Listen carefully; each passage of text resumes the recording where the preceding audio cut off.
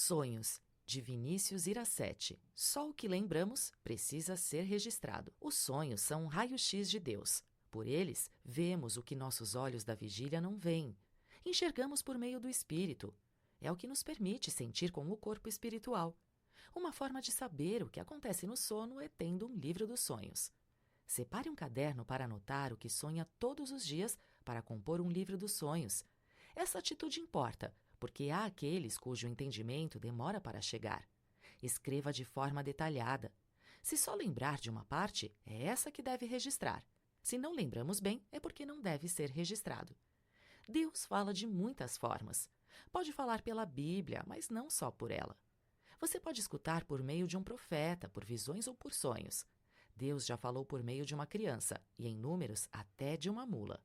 Ele pode usar circunstâncias para se comunicar como em Jó. Pode falar de formas distintas em dias diferentes. As provas são formas de Deus nos aperfeiçoar. Às vezes, sonhos são alertas, servem como advertências de Deus e livramentos. Podemos sonhar com riscos que nos rondam no mundo espiritual, como um alerta que nos levam a orar. Assim, somos alertados de que teremos que passar por uma prova. As provas não são punições, mas formas de Deus nos aperfeiçoar. É a melhor forma de vencer a soberba humana. A ideia não é dar trabalho, e sim fazer com que sejamos pessoas melhores. Quando entramos em comunhão com o Espírito, a arrogância se quebra. Ela diz coisas que nos deixam de cabelo em pé. Mesmo uma pessoa humilde se perde na soberba quando ostenta a própria humildade. Por isso, é preciso ter sensibilidade para notar quando Deus se comunica. Sonhar é como ver um filme cujo bastidor conserva uma informação. É como se pudéssemos ouvir a voz divina. Só que precisamos trabalhar para entender o que o Espírito quer comunicar. Sonhos são visões proféticas. Sonhos são filmes, telas em movimento, quadros e desenhos. Quando você vai na casa de um conhecido e vê uma foto em família, com todos de mãos dadas, também vê um conjunto de informações. Isso significa alguma coisa. Pode simbolizar um lar cheio de amor, cumplicidade e felicidade. Mesmo um quadro abstrato significa alguma coisa. Ele tem um conceito, uma série de informações. A fotografia e a obra de arte carregam consigo conhecimentos. Há algo sendo comunicado. O mesmo vale para os sonhos. Eles sempre dizem alguma coisa que Deus oferece. Os sonhos funcionam como visões proféticas da própria vida, ligadas ao passado, ao presente ou ao futuro. Eles podem nos livrar das más escolhas que estamos prestes a fazer e ajudar a gerar prudência. O autor conta sobre alguns sonhos que o alertaram a orar e a procurar Deus antes de tomar certas decisões. O sonho é a revelação que acontece durante o sono. Visão e sonhos são coisas parecidas. A primeira é uma revelação que acontece durante a vigília, enquanto o segundo acontece durante o sono. O autor conta ter tido uma visão de estar fugindo com sua mãe quando era criança. Ela queria protegê-lo e livrá-lo de um incêndio. A fumaça entrava no apartamento e ela estava em desespero. Depois, Vinícius perguntou para sua mãe se ela já viveu algo parecido com o que viu na visão e ela disse que sim. Quando ele era um bebê, o apartamento do andar de baixo do que ele morava sofreu um incêndio. Por isso, ela precisou correr com o filho. Mas, nessa época, ele era pequeno demais para se lembrar e sua mãe nunca tinha contado essa história antes.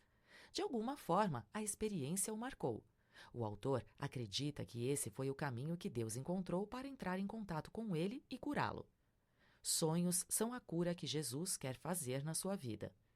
Os sonhos sobre o passado podem ser a cura que Jesus quer fazer na sua vida, como a visão de Vinícius sobre a mãe serviu para tratar uma marca que estava dentro dele. Um dos versos de Jó revela que Deus usa o sonho e a visão para falar com as pessoas. Então, podemos imaginar que Deus usa ferramentas para entrar em contato. Há aqueles sonhos que se referem ao presente. É o caso dos sonhos de prudência, nos quais Deus nos alerta sobre más escolhas. Outros anunciam o futuro. José é um exemplo de Gênesis, cujos sonhos foram poderosos. Ele previu o futuro em que teria o respeito dos irmãos e dos pais.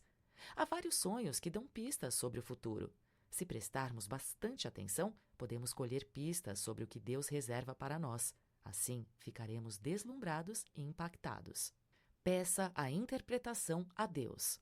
Em Daniel, quando Nabucodonosor saqueou Jerusalém e venceu o reino de Judá, Os babilônios usaram o profeta Daniel, um israelita, como conselheiro da corte. Eles tentaram fazer com que ele e seus amigos abandonassem a fé em Deus e assimilassem a religião babilônica. No entanto, eles permaneceram firmes. Assim, conseguiram saúde e sucesso. Quando Nabucodonosor tem um sonho perturbador, decide assassinar os conselheiros israelitas. Para se livrar da ameaça, Daniel faz uma oração pedindo ajuda. No fim, Deus dá a informação necessária para a interpretação do sonho, salvando o profeta e seus amigos. Daniel solicitou ao Senhor a interpretação que o rei Nabucodonosor precisava. Ele era um homem de oração, um dos traços que caracterizavam os profetas. Pedir a interpretação a Deus é o primeiro passo para interpretar os sonhos. Busque as respostas em oração. Já passamos da metade do microbook e o autor conta como Daniel conseguiu o feito de interpretar o sonho de Nabucodonosor. O profeta fez um jejum de 21 dias e foi pedir a ajuda de Deus no rio Quebar. Ele só se alimentou de legumes e rejeitou coisas desejáveis. Isso mostra que Daniel era um homem que, quando não entendia algo, orava.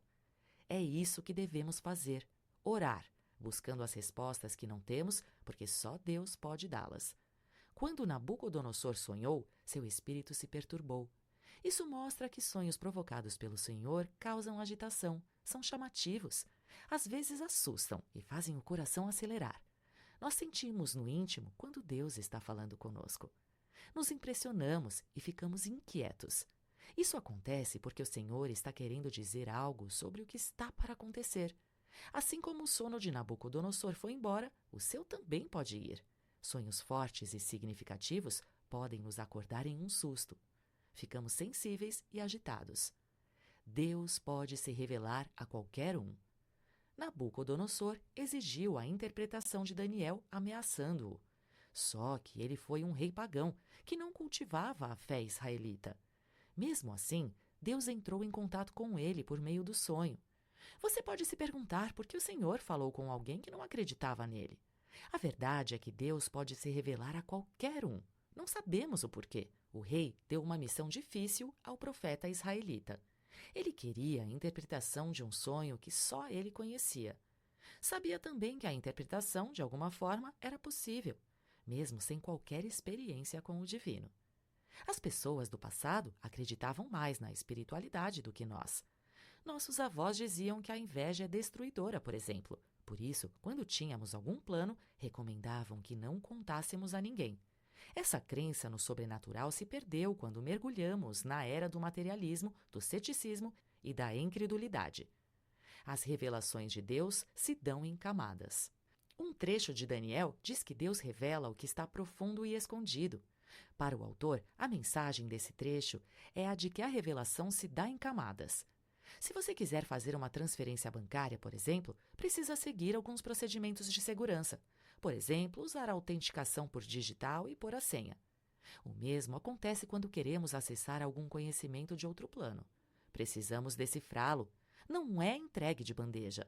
Os profetas conseguem ter uma visão de raio-x para enxergar o que Deus diz nas entrelinhas. Para entrar na camada do escondido, precisamos do acesso divino, dado pela vida que temos com o Senhor. Quando a revelação acontece a alguém, é de forma específica, com algo que só ela sabe. O autor conta que uma vez sonhou com um número inteiro do documento de conhecido e com particularidades que só ele e o contador sabiam. A autorização é liberada de acordo com a fidelidade. Para conseguir o acesso divino, devemos ser fiéis a Deus. A Bíblia diz que o segredo do Senhor se restringe aos que o temem. A autorização aparece à medida que nos comprometemos com a fé. Muita gente consegue chegar no profundo, mas o escondido só aparece para os que têm a chave certa. É por isso que há tantas pessoas que não conseguem interpretar seus sonhos. O escondido não é uma esfera para todos. Poucos profetas chegam nele. É um lugar seleto. Isso porque muita gente tentaria tirar mau proveito do conhecimento que reside lá. É um espaço privilegiado para quem o Espírito Santo autoriza. Seria fácil chegar à parte profunda do sonho de Daniel, mas a escondida, além da interpretação, é para poucos. Em Apocalipse, João de Patmos teve um êxtase que o permitiu ver além do profundo. Ele ficou diante do escondido. A visão foi forte, a ponto de desfalecer suas forças. Deus usa os sonhos para chamar a atenção sem distrações. Durante o sonho, ficamos focados. Não há como fugir. É um caminho sem distrações para Deus se comunicar. Todos sonham e não dá para dizer que não se acredita no que é transmitido. O autor usa como exemplo um relato de uma revista de psicologia sobre um homem que sonhava com um rato mordendo seu estômago. Mais tarde, ele descobriu a existência de uma úlcera estomacal.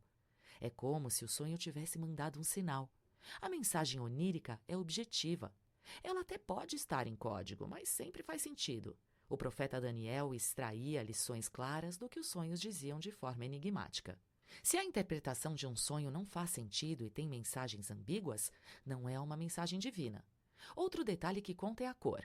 O autor acredita que os sonhos, em geral, não são coloridos. Se eles estão, é porque há um recado implícito. Deus está pontuando alguma coisa.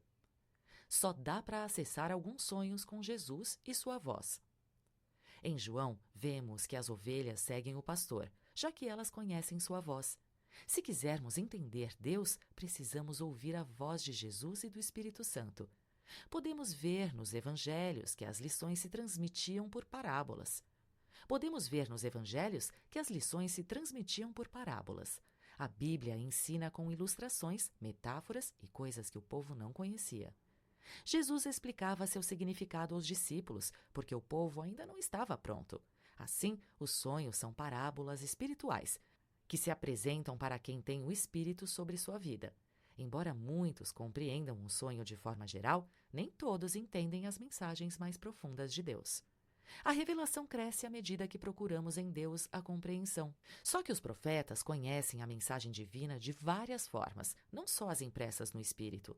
Também entendem os sinais e veem as coisas de forma diferente. Eles enxergam além da margem.